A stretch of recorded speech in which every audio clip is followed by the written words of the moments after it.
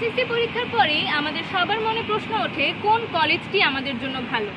দেশের বেশিরভাগ কলেজই যখন এসএসসি পরীক্ষার মার্ক এবং কলেজ চয়েসের ভিত্তিতে শিক্ষার্থীদেরকে বাছাই করে তখনই ভিন্ন ধারা অবলম্বন করে দেশের 4টি college: Notre Dame college, holy cross college, saint Joseph college এবং সেন্ট গ্রেগরি কলেজ।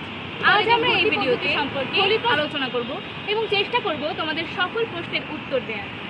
এসএসসি পরীক্ষার রেজাল্ট দেওয়ার 1 থেকে 2 সপ্তাহের মধ্যেই হোলি ক্রস কলেজ থেকে একটি নোটিশ পাবলিশ করা হয়, যেখানে পরীক্ষাগত যোগ্যতা এবং কী কী বৈশিষ্ট্য থাকলে তুমি অ্যাপ্লাই করতে পারবে সেই সকল তথ্য সেই নোটিশটিতে দেওয়া থাকে।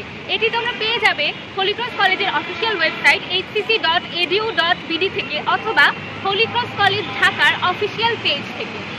হোলি ক্রস কলেজের অ্যাডমিশন টেস্টের সিলেবাস সম্পর্কে তোমাদেরকে জানাই। এসএসসি পরীক্ষায় যে সিলেবাসটা থাকে অ্যাডমিশন টেস্টেও কিন্তু সেই সেম সিলেবাস ফলো করা হবে।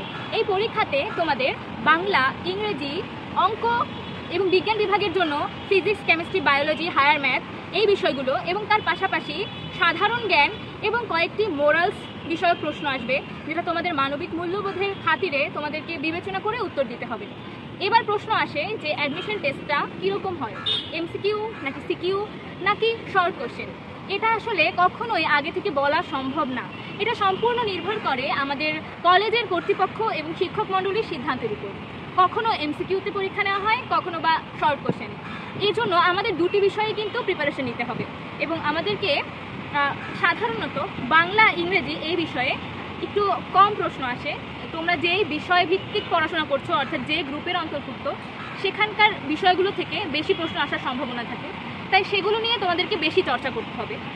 উদাহরণস্বরূপ যদি শর্ট কোশ্চেন আসে তাহলে যেই সকল বিষয়গুলো সব থেকে বেশি ইম্পর্টেন্ট, আমি উদাহরণ দিয়ে বলতে পারি রসায়নে জৈব যৌগের যে চ্যাপ্টারগুলো কিংবা লাসাতেরীয় নীতির যে চ্যাপ্টারগুলো, এইগুলো যেগুলো কিনা না আসলেই নয় সেগুলোর প্রতি বেশি জোর দিবে।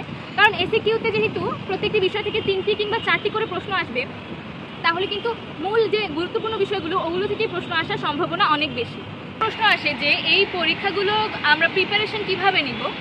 আমার কাছে মনে হয় যাদের এসএসসি পরীক্ষার প্রিপারেশন ভালো তাদের জন্য বিশেষ করে আলাদা কোনো প্রিপারেশন নিতে হয় না। যদি পরীক্ষার আগে 2 সপ্তাহ তোমরা একটু মনোযোগ দিয়ে পুরো বইটা রিভিশন দাও, আর আমি আগেই বললাম ইম্পর্টেন্ট টপিকগুলোর প্রতি যদি গুরুত্ব দাও, তাহলে কিন্তু তোমরা পরীক্ষায় অনেক ভালো রেজাল্ট করতে পারবে বলে আমি আশা রাখি। সাধারণ জ্ঞানের জন্য কিছু সাধারণ জ্ঞান চর্চা করতে পারো, আর মোরালসের জন্য আলাদা করে পড়ার কিছু নেই, ওটা তোমার নিজস্ব অনুধাবন থেকে তোমাকে উত্তর করতে হবে। এই ভিডিওতে তোমাদের নানা রকম প্রশ্নের উত্তর আমরা দিতে পেরেছি। তোমাদের যদি আরও কোনো প্রশ্ন থাকে তাহলে অবশ্যই লিখে জানাতে পারো, আমরা চেষ্টা করব তোমাদের সকল প্রশ্নের উত্তর দেওয়ার।